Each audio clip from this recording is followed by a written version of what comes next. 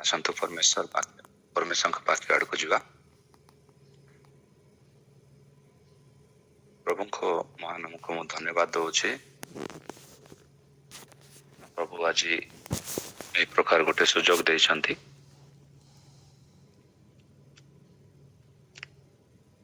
ପ୍ରଭୁ ଅନୁଗ୍ରହ କରିଥିଲେ ଗତ ସପ୍ତାହ ଆଉ ଆମେ ଆଶିଷ ଯୁବ ମିଶନର ମିଶନାରୀ ମାନେ ଆମର ଇଷ୍ଟର୍ଣ୍ଣ ରିଜିୟନର 60 ଜଣ ମିଶନାରୀସ୍ ଆମେ ମିଶିକି ରାୟଗଡ଼ା ଠାରେ ଆମେ ଉପବାସ ପ୍ରାର୍ଥନାରେ ଥିଲୁ 7 ଦିନ। ଆଉ ପ୍ରଭୁଙ୍କ ମହିମା ନିମନ୍ତେ କହିବା ପାଇଁ ଚାହୁଁଛି ଯେ ଆମମାନଙ୍କର 2 ଜଣ ମିଶନାରୀ ଭାଇ ସେମାନେ ପାଣିରେ ମଧ୍ୟ ଉପବାସ କରିଥିଲେ। ଆଉ ମୁଁ ଏ ବିଷୟ କାହିଁକି ଉପସ୍ଥାପନା କରୁଛି, ଆମେ ଉପବାସ ପ୍ରାର୍ଥନା ସମୟରେ ଆମେ ପ୍ରାର୍ଥନା କରୁଥିଲୁ ସାରା ପୃଥିବୀରେ ଥିବା ନିର୍ଯାତନା ଏବଂ ଯନ୍ତ୍ରଣା ପ୍ରାପ୍ତ ଖ୍ରୀଷ୍ଟୀୟ ମଣ୍ଡଳୀ ନିମନ୍ତେ। ଆଉ ଆମେ ସ୍ମରଣରେ ଆଣୁଥିଲୁ ସେ ମହାନ ପ୍ରଭୁଙ୍କର ଜଣେ ଦାସ ରିଚାର୍ଡ ରମ୍ବ୍ରାଣ୍ଡ ଏବଂ ସବିନା ରମ୍ବ୍ରାଣ୍ଡ, ଯେଉଁମାନେ ରୋମାନିଆ ଦେଶରେ 14 ବର୍ଷ କାରାଗାରରେ ଥିଲେ। ପ୍ରଭୁଙ୍କ ପାଇଁ ସେମାନେ ଅନେକ ଯନ୍ତ୍ରଣା ସହିଛନ୍ତି ଏବଂ ପ୍ରଭୁ ତାଙ୍କୁ କି ପ୍ରକାର ତାଙ୍କ ପାଇଁ ସାକ୍ଷୀ ହେବା ପାଇଁ ସାହାଯ୍ୟ କରିଥିଲେ, ସେ ବିଷୟ ଗୁଡ଼ିକ ଦେଖିକି ଆମେ ସାରା ପୃଥିବୀରେ ଥିବା ପ୍ରଭୁଙ୍କର ଦାସମାନଙ୍କ ପାଇଁ ପ୍ରାର୍ଥନା କରୁଥିଲୁ ଯେଉଁମାନେ ତାଡ଼ନା ପ୍ରାପ୍ତ ହେଉଛନ୍ତି। ଆଉ ଆପଣମାନେ ଜାଣିଥିବେ ଯେ ଆନ୍ତର୍ଜାତୀୟ ସ୍ଥାୟୀରେ ଯଦି ଆମେ ଦେଖିବା ତାହେଲେ ସାରା ପୃଥିବୀରେ ଭାରତରେ ଖ୍ରୀଷ୍ଟିଆନ ମାନଙ୍କର ନିର୍ଯାତନା ଭାରତ ହେଉଛି 11 ନମ୍ବର ଦେଶ। ଆଉ ସାରା ପୃଥିବୀରେ ହେଉଥିବା ଖ୍ରୀଷ୍ଟୀୟ ପର୍ସିକ୍ୟୁସନରେ ଭାରତର ସ୍ଥାୟୀ 11 ନମ୍ବର ଅଛି। ଏବଂ ଭାରତ ଭିତରେ ଥିବା ରାଜ୍ୟ ଗୁଡ଼ିକ ଯଦି ଆପଣ ଦେଖିବେ, 1 ନମ୍ବରରେ ଉତ୍ତରପ୍ରଦେଶ ଅଛି, ଆଉ ଦ୍ୱିତୀୟ ସ୍ଥାନରେ ଛତିଶଗଡ଼ ଅଛି, ଯୋଉଠିକି ପ୍ରଭୁଙ୍କର ଲୋକମାନଙ୍କୁ ଅଧିକରୁ ଅଧିକ ନିର୍ଯାତନା ତାଡ଼ନା ଦିଆଯାଇଥାଏ। ଆଉ ଏସବୁ ମଧ୍ୟରେ ପ୍ରଭୁ ସ୍ମରଣରେ ଆଣୁଥିଲେ କି ପ୍ରକାର ପ୍ରଭୁଙ୍କର ଦାସମାନେ ତାଡ଼ନା ପ୍ରାପ୍ତ ହୁଅନ୍ତି, କି ପ୍ରକାର ପ୍ରଭୁଙ୍କର ଦାସମାନେ ତାଡ଼ନା ମଧ୍ୟରେ ସେବା କରିଛନ୍ତି ଏବଂ ପ୍ରଭୁଙ୍କ ଠାରେ ବୃଦ୍ଧି ପାଇଛନ୍ତି। ଧ୍ୟାନ ଦିଅନ୍ତୁ, ମୁଁ ଏସବୁ ବିଷୟ ଆପଣଙ୍କୁ କାହିଁକି କହୁଛି। ଆମେ ବାକ୍ୟକୁ ଯିବା ଆଗରୁ ଗୋଟେ ଜିନିଷ ଜାଣିବା। ଯେତେବେଳେ ମୁଁ ମିସିଓଲୋଜି ପଢୁଥିଲି ସେତେବେଳେ ଆମର ଜଣେ ଫ୍ୟାକଲ୍ଟି ଏ ପ୍ରକାର ଗୋଟେ କୋଟେସନ ଉପସ୍ଥାପନା କରିଥିଲେ। ସେ କୋଟେସନ ଏ ପ୍ରକାର ଯାଏ, if we don't learn from history we will be punished by the future। ଆମେ ଯଦି ଇତିହାସରୁ ଶିଖିବାନି ତାହେଲେ ଭବିଷ୍ୟତ ନିଶ୍ଚୟ ଆମମାନଙ୍କୁ ଦଣ୍ଡ ଦେବ। ଆମେ ଇତିହାସରୁ ଶିଖିବାର ଅଛି। ଆଉ ବାଇବଲ ଗୋଟେ ଆଧ୍ୟାତ୍ମିକ ଆତ୍ମିକ ପୁସ୍ତକ, ଆମମାନଙ୍କର ଜୀବନର ପୁସ୍ତକଟେ। ସାଥେ ସାଥେ ବାଇବଲ ଗୋଟେ ଇତିହାସର ପୁସ୍ତକ ମଧ୍ୟ ଅଟେ। ବାଇବଲରେ ଯାହା ଲିପିବଦ୍ଧ କରାଯାଇଛି ପରମେଶ୍ୱରଙ୍କର ବାଣୀ ଏବଂ ପରମେଶ୍ୱର କରିଥିବା କାର୍ଯ୍ୟ, ଏହି ସବୁକୁ ମିଶ୍ରିତ ଭାବରେ ଆମମାନଙ୍କୁ ଉପସ୍ଥାପନା କରାଯାଇଥାଏ। ଆଉ ବାଇବଲର ଇତିହାସରେ ଯେତେବେଳେ ଆମେ ମଣ୍ଡଳୀର ଇତିହାସକୁ ପଢୁ, ମଣ୍ଡଳୀରେ ଅନେକ ଲୋକ ଅଛନ୍ତି ଯେଉଁମାନେ ପ୍ରଭୁଙ୍କ ପାଇଁ ତାଡ଼ନା ପ୍ରାପ୍ତ ହୋଇଛନ୍ତି, ଅଧିକ ଯନ୍ତ୍ରଣା ପାଇଛନ୍ତି। ତାଡ଼ନା ଏବଂ ଯନ୍ତ୍ରଣା ଆଜି ଅତି କମ୍ ଭାବରେ ମଣ୍ଡଳୀ ଗୁଡ଼ିକରେ ଶିକ୍ଷା ଦିଆଯାଏ ଯେ ଆମେ ମଣ୍ଡଳୀରେ ତାଡ଼ନା ପାଇଁ ପ୍ରସ୍ତୁତ ହେବା। ମଣ୍ଡଳୀରେ ସୁସମାଚାରର ବୋଝ ନେଇକି ଆମେ ଜୀବନ କାଟିବା, ତା ସାଥେ ସାଥେ ଆଉ ଆମମାନଙ୍କୁ ଅଧିକ ଦୁଃଖ କଷ୍ଟ ଯନ୍ତ୍ରଣା ଆସିବ, ଯୋଉ ମଧ୍ୟରେ ଆମେ ପ୍ରଭୁଙ୍କ ଆଡକୁ ଚାହିଁ ଆମେ ଆଗକୁ ବଢିବା। ଆଉ ସେଇ ତାଡ଼ନା ପ୍ରାପ୍ତ ଲୋକମାନଙ୍କ ମଧ୍ୟରୁ ଆମେ ଯଦି ବାଇବଲରେ ଦେଖିବା,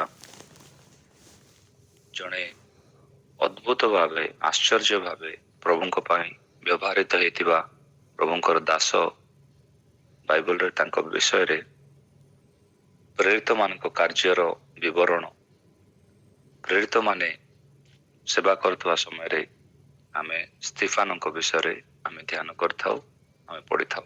ତ ମୁଁ ଅନୁରୋଧ କରିବି ଆପଣମାନଙ୍କୁ ଦୟାକରି ପ୍ରେରିତମାନଙ୍କ ପୁସ୍ତକ 6 ପର୍ବ ଏବଂ 7 ପର୍ବ କାଢିକି ରଖିବେ। ଆମେ ଏଇଠୁ କିଛିଟା ବିଷୟ ଆମେ ଦେଖିଯିବା, ଆମମାନେ ଶିଖିଯିବା। ସ୍ତେଫାନଙ୍କୁ ଯେତେବେଳେ ବାଇବଲରେ ଇଣ୍ଟ୍ରୋଡ୍ୟୁସ କରାଯାଉଛି, ତାଙ୍କ ବିଷୟରେ କିଛିଟା ପଦ ଯଦି ଆମେ ଶୁଣିବାକୁ ପାଇବା, ସେ ଜଣେ ବହୁତ ବଡ଼ ନାମୀ ଲୋକ ନାହାନ୍ତି, କି ଜଣେ ପ୍ରେରିତ ନାହାନ୍ତି, କି ପ୍ରଭୁଙ୍କର ଦାସମାନଙ୍କର ମଧ୍ୟରୁ ଜଣେ ନାହାନ୍ତି, କିନ୍ତୁ ତାହାଙ୍କୁ ଗୋଟେ ସାହାଯ୍ୟକାରୀ ମଣ୍ଡଳୀର ସେବା କାର୍ଯ୍ୟରେ ଯେତେବେଳେ ମଣ୍ଡଳୀ ବୃଦ୍ଧି ପାଉଥିଲା, এই ପୃଥିବୀରେ ଥିବା ପ୍ରଥମ ମଣ୍ଡଳୀ ଯେତେବେଳେ ବୃଦ୍ଧି ପାଉଥିଲା, ସେ ସମୟରେ କେତେ ଜଣ ସାହାଯ୍ୟକାରୀ ଲୋକମାନେ ଆବଶ୍ୟକ ଥିଲେ। ସେମାନେ ମଣ୍ଡଳୀର ସେବା କାର୍ଯ୍ୟ, ଦୈନନ୍ଦିନ ସେବା କାର୍ଯ୍ୟରେ ସାହାଯ୍ୟ କରିବା ନିମନ୍ତେ ନିଯୁକ୍ତ କରାଯାଇଥିଲେ। ଆଉ ସେମାନଙ୍କ ମଧ୍ୟରୁ ସ୍ତେଫାନ ହେଉଛନ୍ତି ଜଣେ। ସ୍ତିଫାନ କି ପ୍ରକାର ଥିଲେ ଆଉ କି ପ୍ରକାର ସେ ଏତେ ଭୟଙ୍କର ପ୍ରକାର ଗୋଟେ ତାଡ଼ନା ପାଇଁ ସେ ପ୍ରସ୍ତୁତ ହେଇଥିଲେ, ତାଙ୍କ ଜୀବନରୁ ଆମେ କଣ ଶିଖିପାରିବା, ସେଇ ବିଷୟରେ ଆସନ୍ତୁ ଆମେ ଆଲୋଚନା କରିବା। ଆଉ ମୁଁ ଅନୁରୋଧ କରିବି ଆମେ କିଛିଟା ପଦ ଗୁଡ଼ିକ ଆମେ ପଢିଯିବା। ଆଉ ପ୍ରଥମେ ଆମେ ପଢିବା ପ୍ରେରିତ 6 ପର୍ବର 5 ପଦ। ପ୍ରେରିତ 6 ପର୍ବର 5 ପଦ। ଏହି କଥା ସମସ୍ତ ସମ୍ପ୍ରଦାୟର ଦୃଷ୍ଟିରେ ଉତ୍ତମ ଦେଖାଗଲା, ଆଉ ସେମାନେ ବିଶ୍ୱାସ ଓ ପବିତ୍ର ଆତ୍ମାରେ ପରିପୂର୍ଣ୍ଣ ସ୍ତିଫାନ ନାମକ ଜଣେ ବ୍ୟକ୍ତିଙ୍କି ପୁଣି ଫିଲିପ, ପ୍ରଖର, ନିକାନୋର। ଧନ୍ୟବାଦ। ଏହି ଦଳର ସମସ୍ତ ଚିନ୍ତାଧାରାକୁ ପସନ୍ଦ କଲେ, ଏ ଦଳରେ ଥିବା ସମସ୍ତେ, ଆଉ ସେମାନେ ନିଜ ମଧ୍ୟରୁ ସ୍ତିଫାନ ଯିଏକି ପବିତ୍ର ଆତ୍ମା ଓ ବିଶ୍ୱାସରେ ପରିପୂର୍ଣ୍ଣ ଥିଲେ। ବିଶ୍ୱାସ ଓ ପବିତ୍ର ଆତ୍ମା ଓ ବିଶ୍ୱାସ, ଏ ଦିଟା ପଦ ପ୍ରଥମେ ବ୍ୟବହାର କରାଯାଇଛି। କିନ୍ତୁ ସେଇ 7 ଜଣଙ୍କ ମଧ୍ୟରୁ ପ୍ରଥମ ବ୍ୟକ୍ତି ଯାହାଙ୍କର ନାମ ଉପସ୍ଥାପନ କରାଯାଉଛି, 7 ଜଣ ହିଁ ପ୍ରଭୁଙ୍କ ପାଇଁ ମହାନ ଯୋଦ୍ଧା ଥିଲେ।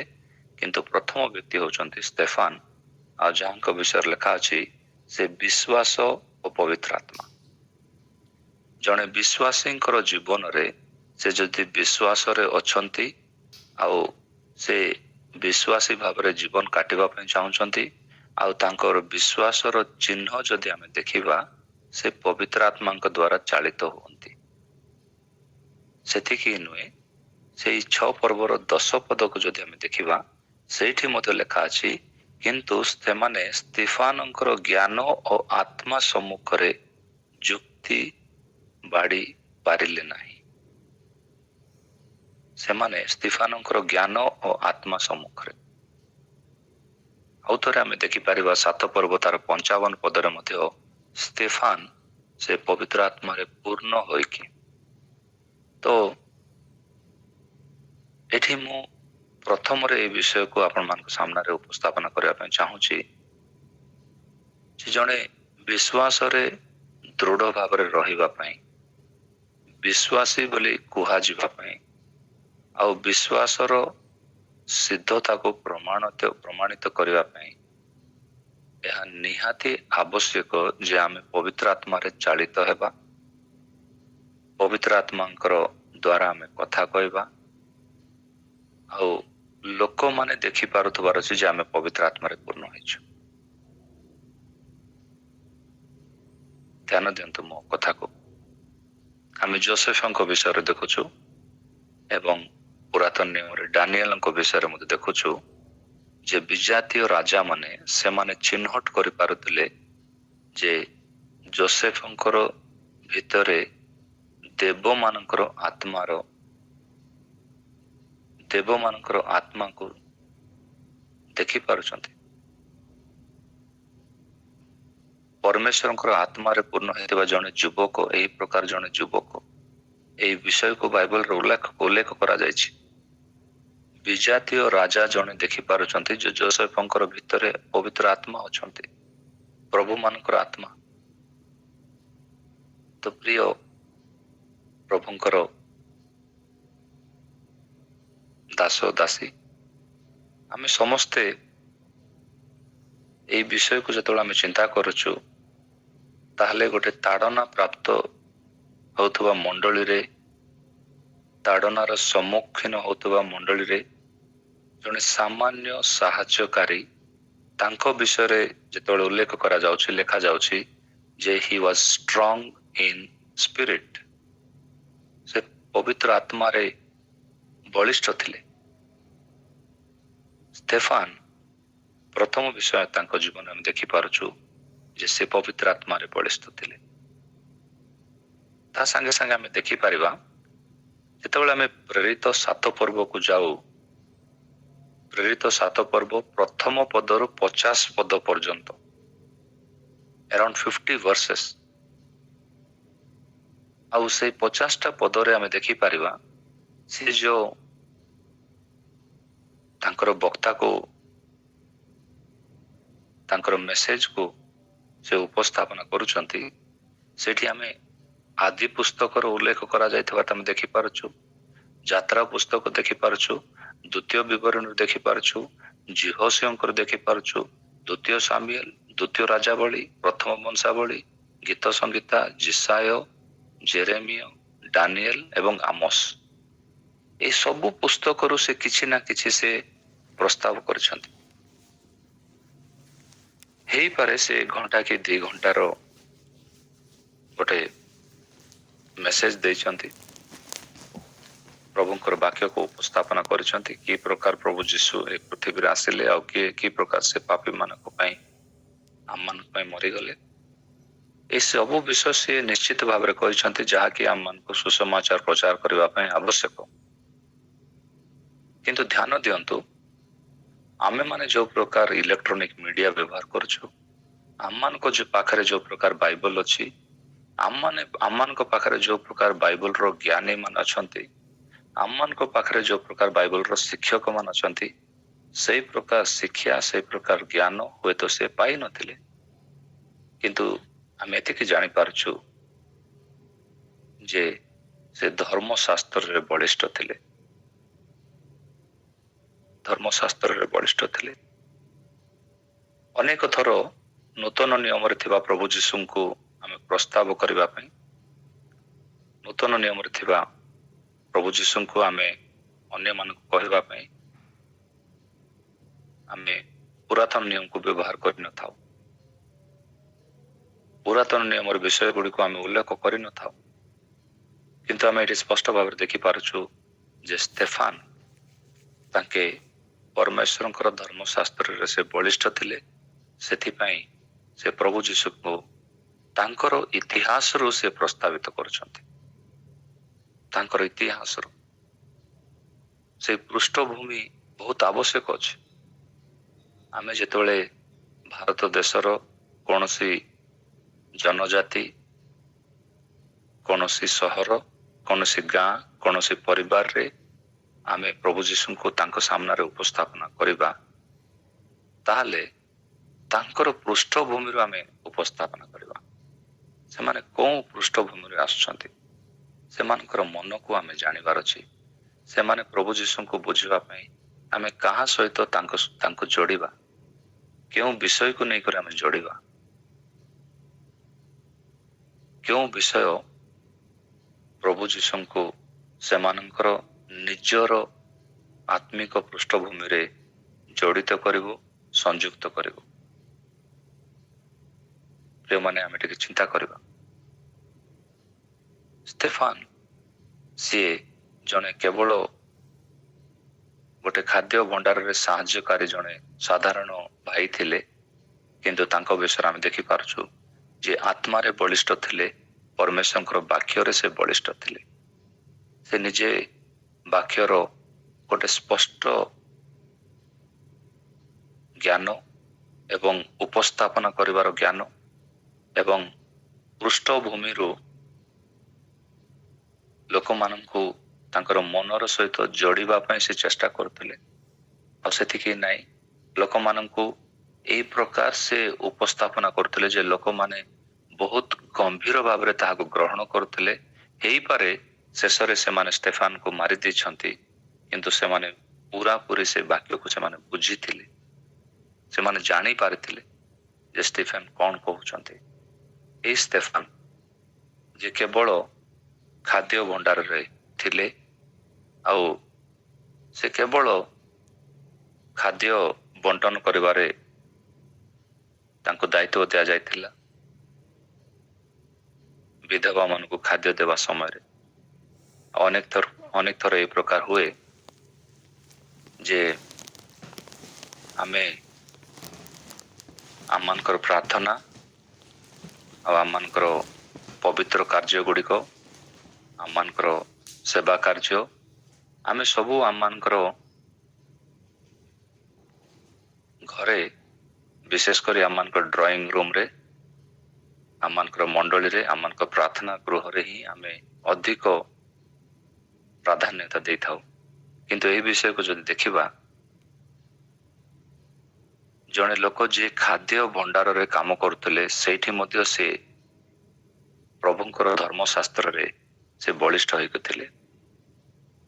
କାହିଁକି ମୁଁ ଏ ବିଷୟ କହୁଛି ଯେ ଅନେକ ଥର ଆମେ କିଚେନକୁ ଏକ୍ସକ୍ଲୁଡ କରିଦେଉଛୁ। ଆମମାନଙ୍କର ରୋଷେଇ ଘରକୁ ଆମେ ଏକ୍ସକ୍ଲୁଡ କରିଦେଉଛୁ। ରାନ୍ଧିବା ଘରେ ମଧ୍ୟ କଣ ଆତ୍ମିକତା ଆବଶ୍ୟକ ଅଛି? ଖାଦ୍ୟ ବଣ୍ଟନ କରୁଥିବା ସମୟରେ ମଧ୍ୟ ଆତ୍ମିକତା ଆବଶ୍ୟକ ଅଛି। ଆଉ ଯଦି ଚିନ୍ତା କରିବା, ଦେଖିବା, ଷ୍ଟେଫାନ ସେ ଖାଦ୍ୟ ବଣ୍ଟନ ସ୍ଥାନରୁ ହିଁ ସେ ତାଙ୍କର ଆତ୍ମିକତା ସେ ଉପସ୍ଥାପନା କରୁଛନ୍ତି, ଆଉ ସେଇଠି ସେ ବୃଦ୍ଧି ପାଇଛନ୍ତି, ସେଇ କାର୍ଯ୍ୟରେ ଥିବା ସମୟରେ ବୃଦ୍ଧି ପାଇଛନ୍ତି। ତ ହି started his spiritual strength, ସ୍କ୍ରିପଚୁରାଲ strength, ପରମେଶ୍ୱରଙ୍କର ବାକ୍ୟରେ ଥିବା ଜ୍ଞାନରେ ବୃଦ୍ଧି ପାଇବାଟା ସେ ତାଙ୍କର ସେବା କାର୍ଯ୍ୟ ଆଉ ତାଙ୍କୁ ଦିଆଯାଇଥିବା ଦାୟିତ୍ୱ ସେ ତାଙ୍କର ଖାଦ୍ୟ ଭଣ୍ଡାରରୁ ସେ ଆରମ୍ଭ କରିଛନ୍ତି। ଯେଉଁ ସମୟରେ ସେ ଖାଦ୍ୟ ବଣ୍ଟନ କରୁଥିଲେ, ସେଇ ସମୟରେ ମଧ୍ୟ ସେ ବାକ୍ୟରେ ଧ୍ୟାନରେ ଲୁପ୍ତ ଥିଲେ। ତ ଏଇ ସକାଳ ସମୟରେ ମୁଁ କହିବା ପାଇଁ ଚାହୁଁଛି ଯେ ଆମମାନଙ୍କ ମଧ୍ୟରେ ଅନେକ ଭଉଣୀମାନେ ଅଛନ୍ତି, ଅନେକ ଭାଇମାନେ ମଧ୍ୟ ଅଛନ୍ତି। ଭଉଣୀମାନେ ଅତିରିକ୍ତ ସେମାନେ ଆଉ କିଚେନରେ ଥାନ୍ତି, ଖାଦ୍ୟ ଭଣ୍ଡାରରେ ଥାନ୍ତି, ଆଉ ଭାଇମାନେ ଅନେକ ଥର ଭାବନ୍ତି ଯେ ଖାଦ୍ୟ ଭଣ୍ଡାରରେ ଆମର କଣ କାମ ରହିଛି, what is our job in the kitchen. କିନ୍ତୁ ଆମେ ଏଠି ଦେଖିପାରିବା ଯେ ବାଇବଲ ବହୁତ ସ୍ପଷ୍ଟ ଭାବରେ କହୁଛି ଯେ ଷ୍ଟେଫାନ ସେ ତାଙ୍କର ସେବା କାର୍ଯ୍ୟ ଯୋଉଟାକି ଖାଦ୍ୟ ଭଣ୍ଡାରରେ ଥିଲା, ସେଇଠି ମଧ୍ୟ ସେ ଆତ୍ମିକ ଭାବରେ ବଢିବା ପାଇଁ ପ୍ରଭୁ ତାଙ୍କୁ ଅନୁଗ୍ରହ ଦେଇଥିଲେ। ତ ପ୍ରିୟ ପ୍ରଭୁଙ୍କର ଦାସ ଦାସୀମାନେ, ଆମମାନେ ଯଦି ତାଡ଼ନାର ସମ୍ମୁଖୀନ ହେବା ପାଇଁ ଚାହୁଁଛୁ, ତାହେଲେ କେବଳ ଆମେ ଭାବିବାନି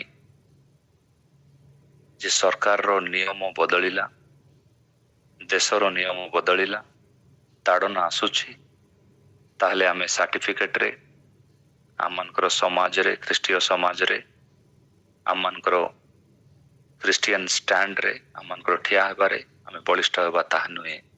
କିନ୍ତୁ ଯେଉଁ ସମୟରେ ତାଡ଼ନା ଚାଲିଥିଲା, ସେଇ ସମୟର କାହାଣୀ ମୁଁ ଆପଣମାନଙ୍କ ସାମ୍ନାରେ ଉପସ୍ଥାପନା କରିଛି ଯେ ଆମେ ବଳିଷ୍ଠ ହେବା, ପରମେଶ୍ୱରଙ୍କର ବାକ୍ୟରେ ବଳିଷ୍ଠ ହେବା। ସେତିକି ନୁହେଁ, ଆମେ ଯଦି ଆଗକୁ ଯିବା ଆଉ ଆମେ ସାତ ପର୍ବ ତାର 47ରୁ 39 ପର୍ଯ୍ୟନ୍ତ ଆମେ ପଢିଯିବା।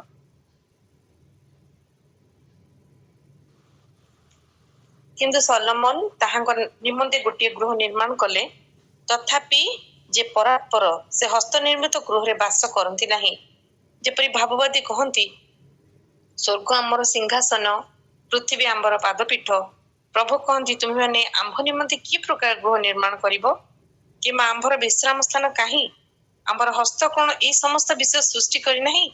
ଏଇ ସପ୍ତ ଗ୍ରୀବା ସେଇଠି ଲୋକ ଧନ୍ୟବାଦ। ଏଇଠି ଆମେ ଦେଖିପାରୁଛୁ ଯେ ସେ ମନ୍ଦିର ବିଷୟରେ ଜଡ଼ିତ କରୁଛନ୍ତି ଆଉ ହସ୍ତରେ ନିର୍ମାଣ ମନ୍ଦିର ବିଷୟରେ ସେ ଉଲ୍ଲେଖ କରୁଛନ୍ତି।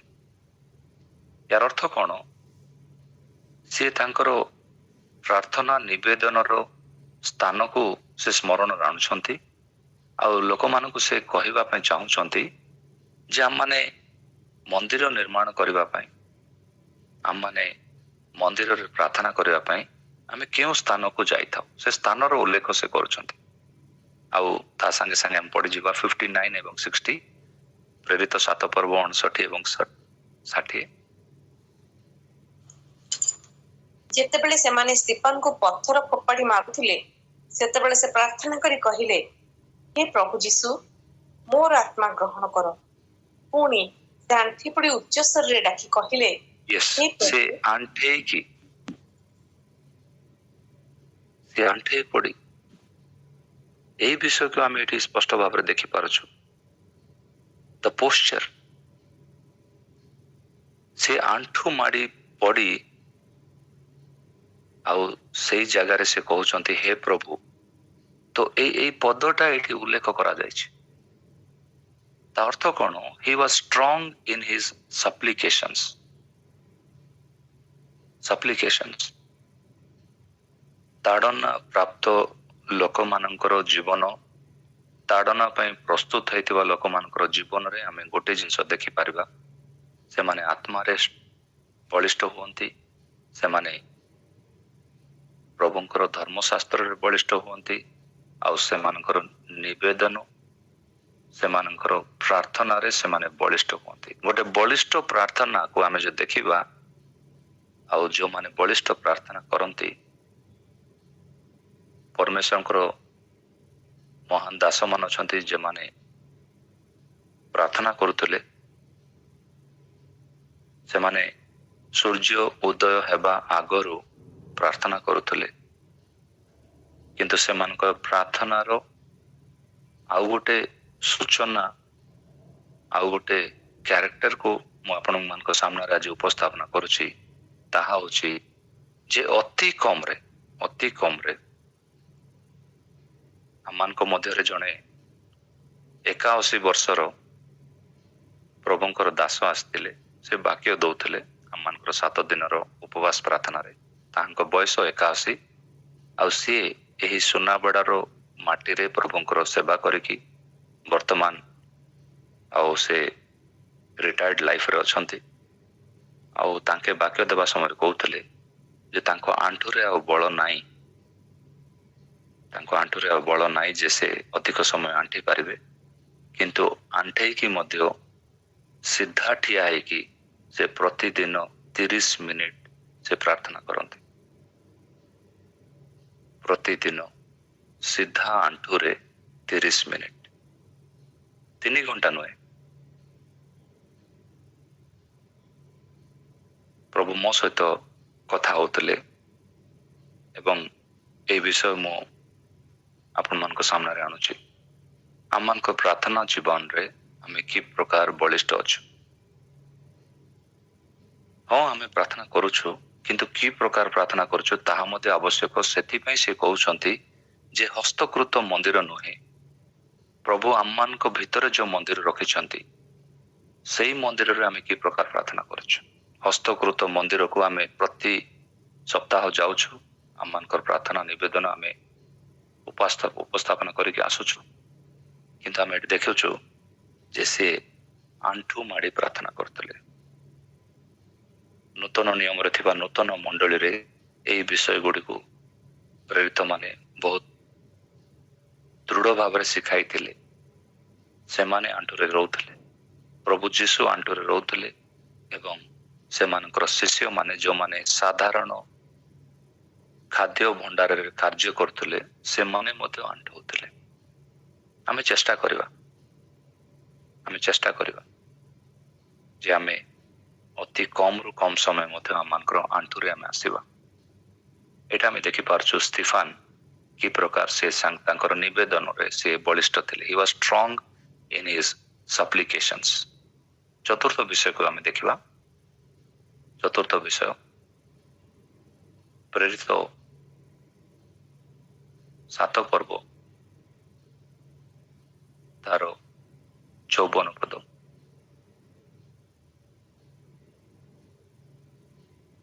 ଏହି ସମସ୍ତ କଥା ଶୁଣି ସେମାନେ ମର୍ମାହତ ହେଲେ, ପୁଣି ତାହାଙ୍କ ପ୍ରତି ଦାନ୍ତ କଡ଼ମଡ଼ କରିବାକୁ ଲାଗିଲେ। 55 କିନ୍ତୁ ସେ ପବିତ୍ର ଆତ୍ମାରେ ପୂର୍ଣ୍ଣ ହୋଇ ସ୍ୱର୍ଗ ପ୍ରତି ସ୍ଥିର ଦୃଷ୍ଟିରେ ଚାହିଁଲେ, ଆଉ ଈଶ୍ୱରଙ୍କର ମହିମା ଓ ଯୀଶୁଙ୍କୁ ଈଶ୍ୱରଙ୍କ ଦକ୍ଷିଣ ପାର୍ଶ୍ୱରେ ଠିଆ ହୋଇଥିବାର ଦେଖି କହିଲେ, ଦେଖନ୍ତୁ ମୁଁ ସ୍ୱର୍ଗକୁ ଉନ୍ମୁକ୍ତ ଓ ମନୁଷ୍ୟପୁତ୍ରଙ୍କୁ ଈଶ୍ୱରଙ୍କ ଦକ୍ଷିଣ ପାର୍ଶ୍ୱରେ ଠିଆ ହୋଇଥିବାର ଦେଖୁଅଛି। ଆମେ ତା ସାଙ୍ଗେ ସାଙ୍ଗେ 6 ପର୍ବର 15 ପଦ ମଧ୍ୟ ପଢିଯିବା।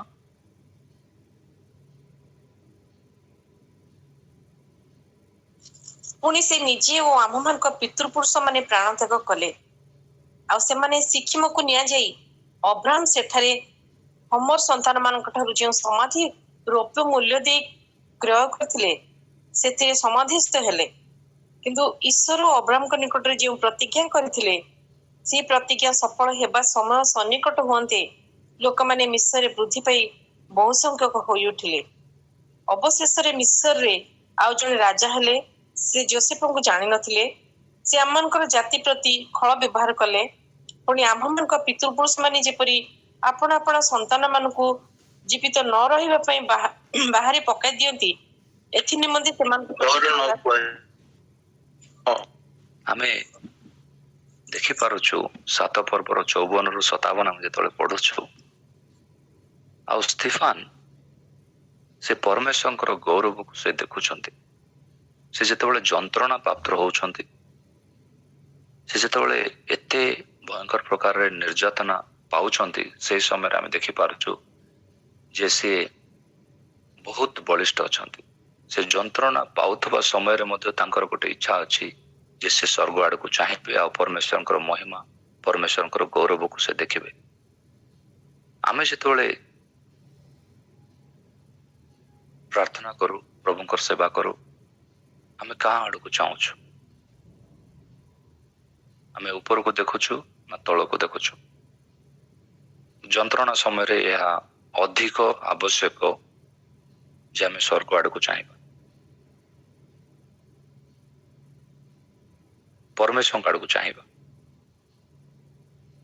ଆମମାନଙ୍କର ଚାରିଆଡେ ଥିବା ଲୋକମାନେ ଯୋଉମାନେ ଆମମାନଙ୍କୁ ସାହାଯ୍ୟ କରିପାରିବେ, ହେଇପାରେ ରାଜନୈତିକ ନେତା, ହେଇପାରେ ପୋଲିସ ବା ଓକିଲ, ଏସବୁ ମୁଁ ଆପଣମାନଙ୍କୁ କାହିଁକି କହୁଛି ଯେ ପ୍ରଭୁ ଆମମାନଙ୍କୁ ପ୍ରସ୍ତୁତ କରନ୍ତି, ଶେଷ ଦିନ ମାନଙ୍କ ପାଇଁ ପ୍ରଭୁ ଆମମାନଙ୍କୁ ପ୍ରସ୍ତୁତ କରନ୍ତି।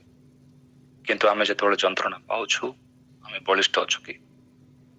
ଆମମାନଙ୍କର ବଳ କେଉଁଠାରୁ ଆସେ? ଦାଉଦ ସେ ସଦା ସର୍ବଦା ସେ ତାଙ୍କ ଜୀବନରେ ଜାଣିଥିଲେ ଯେ ତାହାଙ୍କର ସାହାଯ୍ୟ କେବଳ ସିୟନ ଠାରୁ ଆସେ। ସିୟନରେ ଥିବା ସେଇ ସଦା ପ୍ରଭୁଙ୍କ ଠାରୁ ଆସେ। ସିୟନ ଗୋଟେ ପର୍ବତକୁ ଦର୍ଶାଏ ଏବଂ ପର୍ବତ ସବୁବେଳେ ଉର୍ଦ୍ଧ୍ୱସ୍ଥ ସ୍ଥାନରେ ଥାଏ, ଉପର ସ୍ଥାନରେ ଥାଏ। ଆଉ ସେ ଉର୍ଦ୍ଧ୍ୱସ୍ଥ ସ୍ଥାନରେ, ସେଇ ଉର୍ଦ୍ଧ୍ୱରେ ପରମେଶ୍ୱର ବିରାଜମାନ ଅଟନ୍ତି।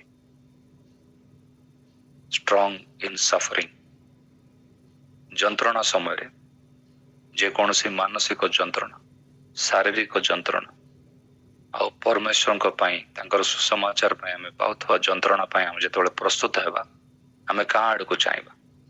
ଆମମାନଙ୍କର ଆଟିଟ୍ୟୁଡ ଅନେକ ଥର ଆମମାନଙ୍କୁ ମିଶନାରୀ ଭାବରେ ଆମମାନଙ୍କୁ ଶିଖାଇ ଦିଆଯାଇଥାଏ ଯେ ଭାରତରେ ଖ୍ରୀଷ୍ଟିଆନ ପରସିକ୍ୟୁସନ ପାଇଁ ଲିଗାଲ ଏଡ୍ ଅଛି, ଯୋଉମାନେ ଲିଗାଲି ଆମମାନଙ୍କୁ ସାହାଯ୍ୟ କରିବେ। ଆମମାନଙ୍କର ଲିଗାଲ ଆଡଭାଇଜର ଅଛନ୍ତି, ଓକିଲ ମାନେ ଅଛନ୍ତି। ଆଉ ଖ୍ରୀଷ୍ଟିଆନ ପରସିକ୍ୟୁସନ ସାହାଯ୍ୟକାରୀ ମାନେ ଅଛନ୍ତି ଆଉ ଦରକାର ପଡ଼ିଲେ ସରକାରର ସାହାଯ୍ୟ ମଧ୍ୟ ଆମେ ନେଇପାରିବା। କିନ୍ତୁ ଏ ସବୁ ସାହାଯ୍ୟ ଆଜି ଉତ୍ତରପ୍ରଦେଶରେ ବନ୍ଦ ଅଛି, ଯୋଉଠିକି 130ରୁ ଅଧିକ ସେବକ ମାନେ ପାଳକ ମାନେ ବିନା ବେଲରେ ଜେଲରେ ଅଛନ୍ତି।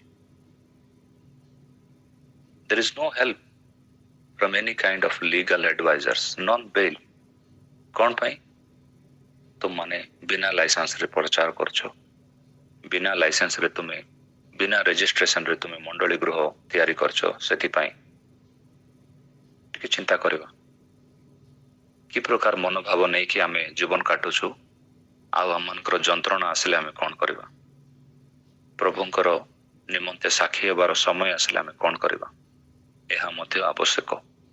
ଆତ୍ମିକ ଜୀବନରେ ଆମେ ବୃଦ୍ଧି ପାଉଛୁ ଦିନକୁ ଦିନ, କିନ୍ତୁ ବୃଦ୍ଧି ପାଉଥିବା ସମୟରେ ଆମେ ଆମ ପରିବାର, ଆମ ମଣ୍ଡଳୀକୁ ପ୍ରଭୁଙ୍କ ପାଇଁ ନିର୍ଯାତନା ସହିବା ପାଇଁ ଆମେ ପ୍ରସ୍ତୁତ କରିଛୁ କି ନାହିଁ? ଆମମାନେ ଯଦି ଭାରତ ଦେଶରେ କାଲିକୁ ଆସନ୍ତା କାଲି ଯଦି ନିର୍ଯାତନା ଆରମ୍ଭ ହୁଏ, ଯଦି ମଣିପୁର ପରି ଗୋଟେ ପରିସ୍ଥିତି ଆସେ, ତାହେଲେ ଆମେ ହାଇକୋର୍ଟକୁ ଯିବା, ସୁପ୍ରିମକୋର୍ଟକୁ ଯିବା, କି ତାହାଙ୍କ ଉର୍ଦ୍ଧ୍ୱରେ ଥିବା ସଦାପ୍ରଭୁଙ୍କ ଆଡକୁ ଚାହିଁବା? ପଞ୍ଚମ ବିଷୟ, ଆମେ ଯେତେବେଳେ ପ୍ରେରିତ 6 ପର୍ବ ତାର ପ୍ରଥମ 6 ପଦ ଗୁଡିକ ପଢୁଛୁ, 1ରୁ 6 ପର୍ଯ୍ୟନ୍ତ, ଆମେ ଦେଖୁଛୁ ସେଇଠି ଥିବା କାର୍ଯ୍ୟ ଷ୍ଟିଫାନଙ୍କୁ କଣ ପାଇଁ ବାଛିଥିଲେ। 6 ପର୍ବ ତାର 1-2 ପଢିବା। ଏହି ସମୟରେ ଯେତେବେଳେ ଶିଷ୍ୟମାନଙ୍କର ସଂଖ୍ୟା ବୃଦ୍ଧି ପାଉଥିଲା, ସେତେବେଳେ ଗ୍ରୀକ୍ ଭାଷାବାଦୀ ଯିହୁଦୀମାନେ ଏବ୍ରିୟମାନଙ୍କର ବିପକ୍ଷରେ ବଚସା କରିବାକୁ ଲାଗିଲେ, କାରଣ ଦୈନିକ ପରିଚର୍ଯ୍ୟାରେ ସେମାନଙ୍କର ବିଧବାମାନଙ୍କୁ ଉପେକ୍ଷା କରାଯାଉଥିଲା। ସେଥିରେ 12 ଶିଷ୍ୟ ସମୂହକୁ ନିକଟକୁ ଏଠି ଡାକି ଥ୍ୟାଙ୍କ ୟୁ। ଏଠି ଆମେ ଦେଖିପାରୁଛୁ ଦୈନିକ ପରିଚର୍ଯ୍ୟା, ଇଟ୍ସ ଏ ଡେଇଲି ଡିଷ୍ଟ୍ରିବ୍ୟୁସନ, ଆଉ କିଛି ନୁହେଁ। ଗୋଟେ ସାମାନ୍ୟ କାର୍ଯ୍ୟ। ମାଥିଉ ଲିଖିତ ସୁସମାଚାର 20-28 ଆମେ ଦେଖୁଛୁ, we are called to serve। ଆମେ ସେବା କରିବା ନିମନ୍ତେ ଆମେ ବଛା ଯାଇଅଛୁ। ରୋମିଓ 1:1, ଫିଲିପିଓ 1:1, এই ଦୁଇଟା ଜାଗା ଯଦି ଆମେ ଦେଖିବା, ପ୍ରେରିତ ମାନେ ସେମାନେ ନିଜକୁ we are servant of God ପଢିଯିବା। ରୋମିଓ 1ମ ଅଧ୍ୟାୟ 1ମ ପଦ ପଢିବା, କି ଯଦି ଫିଲିପିଓ 1ମ ଅଧ୍ୟାୟରେ 1ମ ପଦ ହେଇପାରୁଛି, ଗୋଟେ ପଦ ପଢିବା।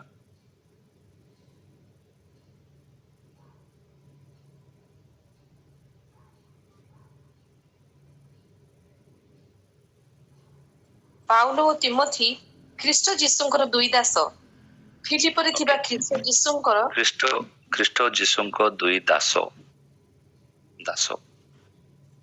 ସେ ଗୋଟିଏ ପଦକୁ ହିଁ ମୁଁ ଆପଣମାନଙ୍କ ସାମ୍ନାରେ ଆଣିବା ପାଇଁ ଚାହୁଁଛି। ପ୍ରେରିତ ମାନଙ୍କ ସାଙ୍ଗରେ ଥିବା, ସେମାନଙ୍କ ସହିତ ମିଶିକି ସେବା କରୁଥିବା ଜଣେ ସାମାନ୍ୟ ଖାଦ୍ୟ ବଣ୍ଟନରେ ଥିବା ଗୋଟେ ସାମାନ୍ୟ ଭଲ୍ୟୁଣ୍ଟିୟର, ଆଉ ସିଏ এই ଦାସତ୍ୱର ମନ ପାଇଥିଲେ। He was strong in his service। Stephen ଯେତେ ଦିନ ପର୍ଯ୍ୟନ୍ତ ସେଇ ଖାଦ୍ୟ ବଣ୍ଟନ କାମରେ ଥିଲେ, ଗୋଟେ ଦିନ ମଧ୍ୟ କମ୍ପ୍ଲେଣ୍ଟ ଆସିନି। ହଁ, ଏତିକି ଯେ ସେ ଖାଦ୍ୟ ବଣ୍ଟନ କାମରେ ରହୁ ରହୁ ସେ ନିଜକୁ ଆଉ ପରିତୃପ୍ତ ମନ କରୁନଥିଲେ। ସେଥିପାଇଁ ସେ କେତେବେଳେ 10 ମିନିଟ୍ ଟାଇମ ମିଳିବ, ମୁଁ ବାହାରକୁ ଯାଇକି ଟିକେ ସୁସମାଚାର କହିଦେବି ବୋଲିକି ତାଙ୍କ ମନରେ ସବୁବେଳେ ରହୁଥିଲେ। ସେଥିପାଇଁ ସେ କୁଆଡେ ଦୌଡ଼ିକି ପଳେଇଛନ୍ତି ଯେ ଯାଇକି ମୁଁ ମାର୍କେଟରେ ଟିକେ ସୁସମାଚାର କହିକି ଆସିବି। ତାଙ୍କର କାର୍ଯ୍ୟ ତାହା ନଥିଲା। ସେ ଜଣେ ପ୍ରେରିତ ନଥିଲେ, ସେ ଜଣେ ସେବକ ଥିଲେ। ଆମେ ଟିକେ ଚିନ୍ତା କରିବା, ଆମେ ଯେତେବେଳେ ପ୍ରଭୁଙ୍କ ପାଇଁ ମହାନ କାର୍ଯ୍ୟ କରିବା ପାଇଁ ଠିଆ ହଉଛୁ, ତାହେଲେ ଆମର ସେବା ମନୋଭାବରେ ମଧ୍ୟ ଆମେ ପଢିବାର ଅଛି। ପରିଚର୍ଯ୍ୟା, he was strong in his service। ଅନେକ ଥର ନେତୃତ୍ୱ ବା ଲିଡରशिପ এই ସବଜେକ୍ଟରେ ଅଧିକରୁ ଅଧିକ ଲୋକ ଇଣ୍ଟରେଷ୍ଟ ଦିଅନ୍ତି। ମୁଁ ଜଣେ ଲିଡର, ମୋର ଡେଜିଗ୍ନେସନ କଣ? ମୋ ଡେଜିଗ୍ନେସନ ରେ ଆଉ କିଛି ଆଡ୍ ହେଲା କି? ଯେମିତି ପୋଲିସ ଡିପାର୍ଟମେଣ୍ଟ ରେ ଗୋଟେ ଗୋଟେ ଷ୍ଟାର ଆଡ୍ ହୁଏ, single star, double star, triple star, Ashok ଚକ୍ର, ଡିଏସପି, ଏସପି, ଡିଆଇଜି, ସେଇ ପ୍ରକାର ଆଜି ସେବା କାର୍ଯ୍ୟରେ ମଧ୍ୟ ମୋର ଷ୍ଟାର ବଢିବା ପାଇଁ ଆଉ ମୁଁ ସୁପରଷ୍ଟାର ହେଇଯିବା ପାଇଁ ଅନେକ ଲୋକ ଚେଷ୍ଟା କରୁଛନ୍ତି। କିନ୍ତୁ ଆମେ ଯେତେବେଳେ ପ୍ରଭୁଙ୍କର ଦାସମାନଙ୍କ ପାଖକୁ ଆସୁଛୁ, ଯୋଉମାନେ ସେମାନଙ୍କର ଜୀବନ ଦେଇକି ସେବା କରୁଥିଲେ, ଆଉ ଇଭେନ୍ ପ୍ରେରିତ ପାଉଲ ମଧ୍ୟ ସିଏ ଦୁହିଁଙ୍କୁ ସେ କହିପାରିଥାନ୍ତେ ମୁଁ ଜଣେ ପ୍ରେରିତ ଏବଂ ମୋ ସହିତ ଥିବା ଦାସ ତିମୋଥି, କିନ୍ତୁ ତାହା ସେ ଉଲ୍ଲେଖ କରୁନାହାନ୍ତି।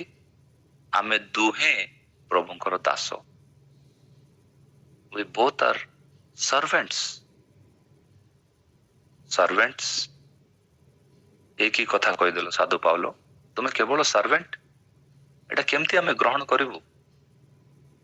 ସାଧୁ ପାଉଲଙ୍କର ପ୍ରଭୁ ଯାହାକୁ ଆମେ ପୂଜା ଆରାଧନା କରିବୁ, ସେ ଜଣେ servant. How is it possible? କିନ୍ତୁ ଏଇଟା ପାଉଲ ଶିଖାଇ ନାହାନ୍ତି, ଏଟା ପ୍ରଭୁ ଯୀଶୁ ଶିଖାଇଛନ୍ତି। ସେ ଦାସର ମନ ଆମେ ଆମମାନଙ୍କର ଘରେ, ଆମମାନଙ୍କର ସେବା କାର୍ଯ୍ୟରେ, ଆମମାନଙ୍କର ଗଭର୍ଣ୍ଣମେଣ୍ଟ ସର୍ଭିସରେ, ଆମମାନଙ୍କର ସାହି ପଡୋଶୀରେ ଆମେ ଯେତେବେଳେ ଗୋଟେ ଦାସର ମନ ନେଇକି ଆମେ ବାହାରକୁ ଯାଉ, ଷ୍ଟିଫେନଙ୍କର ସେହି ମନ ଥିଲା। He was called to serve, ଗୋଟେ servant. Let us think on this. ଆଜି ଆମେ ଟିକେ ଚିନ୍ତା କରିବା, ଏଇ ଦାସତ୍ୱର ମନରେ ଆମେ ବୃଦ୍ଧି ପାଉଛୁ ନା ନେତୃତ୍ୱ ନେବା ପାଇଁ, ଲିଡରସିପ?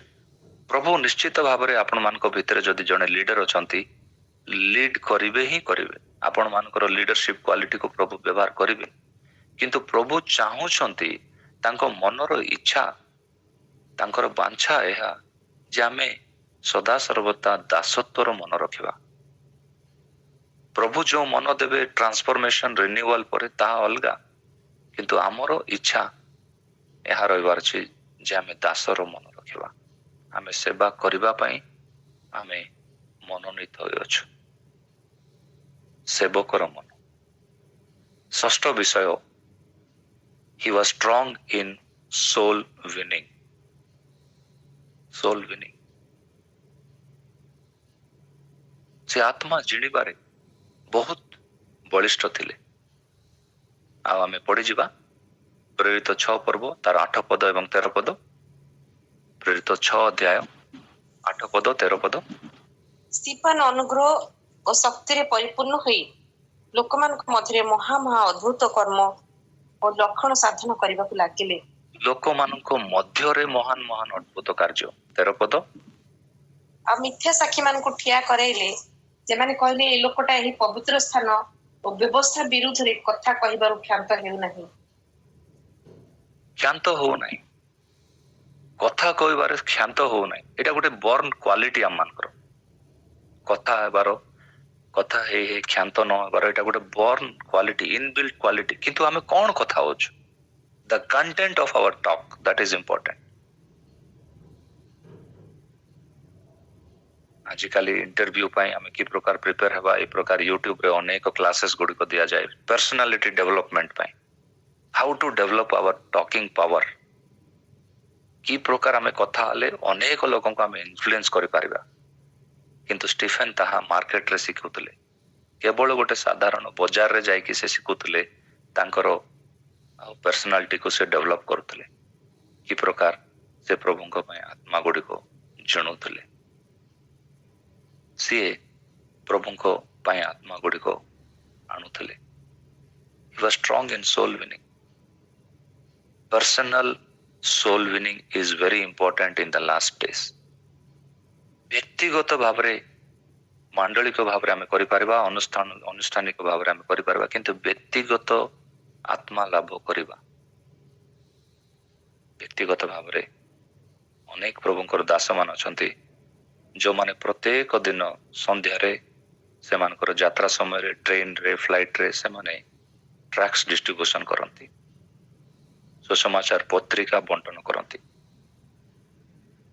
ପ୍ରଭୁଙ୍କ ମହିମା ପାଇଁ କହିବା ପାଇଁ ଚାହୁଁଛି, ଅନେକ ଜାଗାରେ ଯୋଉଠି ମୁଁ ଆମ ଅଫିସ ଗାଡିରେ, ମୁଁ ଅଫିସ ଭ୍ୟାନର ଡିଜେଲ ଫିଲିଂ କରିଥାଏ ପେଟ୍ରୋଲ ପମ୍ପସରେ, ଆଉ ସେଠି ପେଟ୍ରୋଲ ପମ୍ପରେ ଥିବା ସେ କାର୍ଯ୍ୟ କରୁଥିବା ସେଇ ଭାଇ ଓ ଭଉଣୀମାନଙ୍କୁ ନିଶ୍ଚିତ ଭାବରେ ଗୋଟେ ଟ୍ରାକ୍ଟ ଦେବା ପାଇଁ ମୁଁ କେବେ ପାଶରେ ନାହିଁ।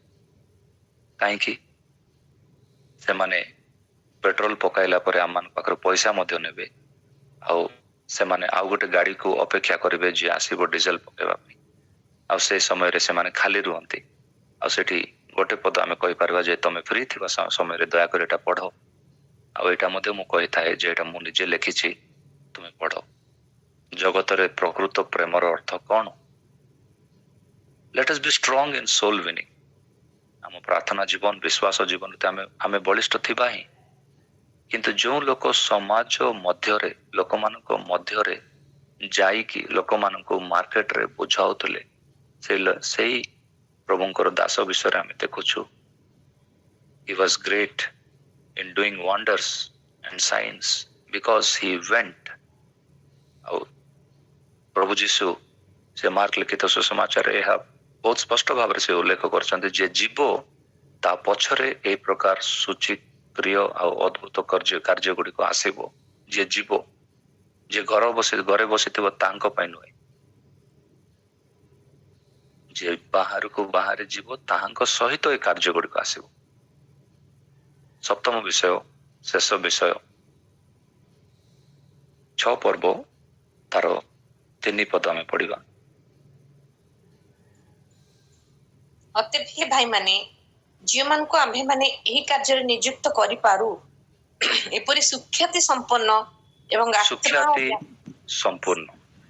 ପ୍ରଥମ ବିଷୟ, ସୁଖ୍ୟାତି ସମ୍ପୂର୍ଣ୍ଣ, ଗୁଡ୍ ରେପୁଟେସନ।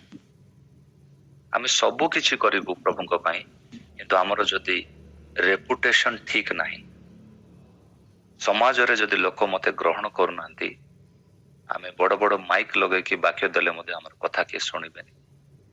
କାହିଁକି? Our lips and our lives should match.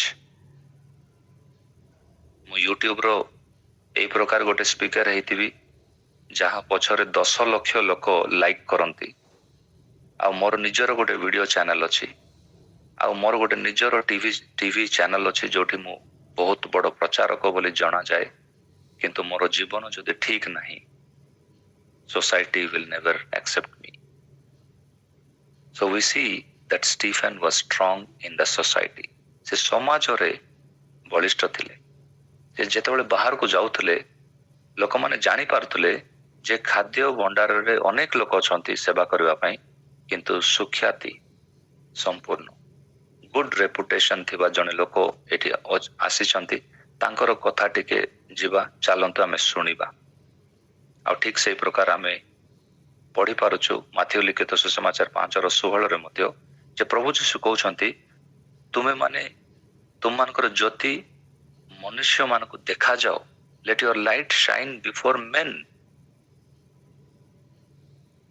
ଆମେ ଘର ଭିତରେ ଆମର ପରିବାରରେ ଆମେ ଲାଇଟକୁ ଦେଖାଇବୁ, ଆମମାନଙ୍କର ଲାଇଟକୁ ଆମମାନଙ୍କର ମଣ୍ଡଳୀ ଭିତରେ ଦେଖାଇବୁ ଆମେ କେତେ ବ୍ରାଇଟ ଅଛୁ, ତାହା ନୁହେଁ। ପ୍ରଭୁ କହୁଛନ୍ତି let your light shine before men. ଆଉ ଟିକେ ଭଲରେ ଆମେ ବୁଝିବା, ପ୍ରେରିତ 24 ତାର 16 ପଦ ପଢିବା। ପ୍ରେରିତ 24 ତାର 16 ପଦ, 24 and 16।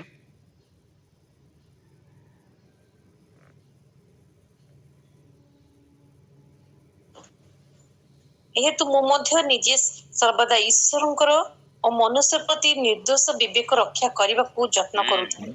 At the end of our life, ଆମମାନଙ୍କର ଜୀବନର ଶେଷରେ ଈଶ୍ୱର ଏବଂ ମନୁଷ୍ୟ ଦୁହିଁଙ୍କର ଦୃଷ୍ଟିରେ ଆମେ ଦେଖିପାରୁଛୁ ପ୍ରେରିତ ପାଉଲ କେବଳ ଈଶ୍ୱରଙ୍କ ଦୃଷ୍ଟିରେ ମୁଁ ବହୁତ ପବିତ୍ର ଅଟେ ତାହା ନୁହେଁ, ଈଶ୍ୱରଙ୍କ ଦୃଷ୍ଟିରେ ଏବଂ ମନୁଷ୍ୟମାନଙ୍କ ଦୃଷ୍ଟିରେ ମୁଁ ନିଜକୁ ବିବେଚନା କରୁଛି। I am standing in light of God and in light of men. How they are watching me. ସେମାନଙ୍କ ଦୃଷ୍ଟିରେ ମୋ ସାକ୍ଷ୍ୟ କି ପ୍ରକାର ଅଛି। ଷ୍ଟିଫାନଙ୍କର ଏଇ 7ଟା ବିଷୟ ସରିଗଲା ପରେ ଆମେ ଗୋଟେ ଜିନିଷ ଦେଖିପାରିବା ଯେ ମଣ୍ଡଳୀ ଏହି ପ୍ରକାର ବୃଦ୍ଧି ପାଇଲା, ତାକୁ କେହି ବନ୍ଦ କରିପାରିନଥିଲେ। ପ୍ରେରିତ 11 ପର୍ବ ତାର 19 ପଦ ପଡିଯିବା। ପ୍ରେରିତ 11 ତାର 19। ଇତିମଧ୍ୟରେ ସ୍ତିଫାନଙ୍କ ସକାଶେ ଘଟିଥିବା କ୍ଲେଶ ହେତୁ ଯେଉଁମାନେ ଛିନ୍ନ ଭିନ୍ନ ହୋଇଯାଇଥିଲେ ସେମାନେ ଫଇନିକିଆ, କୁପ୍ରୋ, ଅନ୍ତ୍ୟୋଖିଆ ପର୍ଯ୍ୟନ୍ତ ଭ୍ରମଣ କରି କେବଳ ଯିହୁଦୀମାନଙ୍କ ବିନା ଆଉ କାହାରି ନିକଟରେ ବାକ୍ୟ ପ୍ରଚାର କରୁନଥିଲେ। ସେମାନେ ଅନେକ ଦେଶ ଗୁଡ଼ିକୁ ଗଲେ, ସେଠି ଯାଇକି ସେମାନେ ସୁସମାଚାର କଲେ। ଷ୍ଟିଫାନଙ୍କ ସହିତ ଜଡ଼ିତ, ଷ୍ଟିଫାନଙ୍କର ମୃତ୍ୟୁ ହେବା ପରେ ଯେଉଁ ତାଡ଼ନା ଘଟିଲା, ସେଥିପାଇଁ ବିଶ୍ୱାସୀ ମାନେ ଚାରିଆଡେ ଛିନ୍ନ ଭିନ୍ନ ହୋଇଗଲେ। ତାଡ଼ନା ପରେ ଛିନ୍ନ ଭିନ୍ନ ହୋଇଗଲେ। କଣ ପାଇଁ ଛିନ୍ନ ଭିନ୍ନ ହୋଇଗଲେ?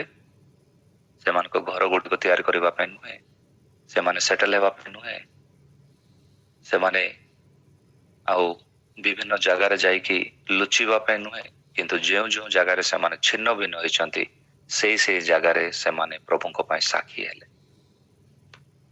ପ୍ରିୟ ପ୍ରଭୁଙ୍କ ଭାଇ ଏବଂ ଭଉଣୀମାନେ, ଆମେ ସକାଳ ସମୟରେ 7ଟା ବିଷୟ ଦେଖିଲୁ। এই ସପ୍ତମ ମାସର ଶେଷ କରି ଆମେ ଅଷ୍ଟମ ମାସରେ ଆମେ ପଦକ୍ଷେପ କରିଛୁ।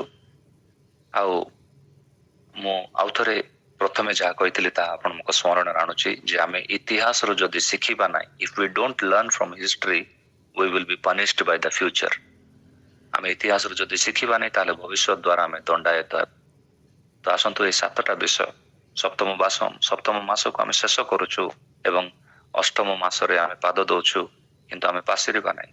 Stephen was strong in his spirit। ସେ ପବିତ୍ର ଆତ୍ମାରେ ବଳିଷ୍ଠ ଥିଲେ, ଆଉ ପ୍ରଭୁ ସେଥିପାଇଁ ତାଙ୍କ ନିଜର ଆତ୍ମାକୁ ମଧ୍ୟ ବଳିଷ୍ଠ କରିଥିଲେ। ସେତିକି ନାହିଁ, he was strong in scripture। ସେ ଧର୍ମଶାସ୍ତ୍ରରେ ବଳିଷ୍ଠ ଥିଲେ।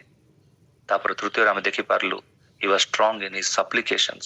ସେ ଆଉ ନିବେଦନ ପ୍ରାର୍ଥନାରେ ସେ ବଳିଷ୍ଠ ଥିଲେ, ସେ ଆଣ୍ଠେଇକି ପ୍ରାର୍ଥନା କରୁଥିଲେ।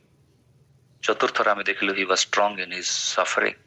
ତାଙ୍କ ଯନ୍ତ୍ରଣା ସମୟରେ ମଧ୍ୟ ଆଉ ସେ ବହୁତ ବଳିଷ୍ଠ ଥିଲେ।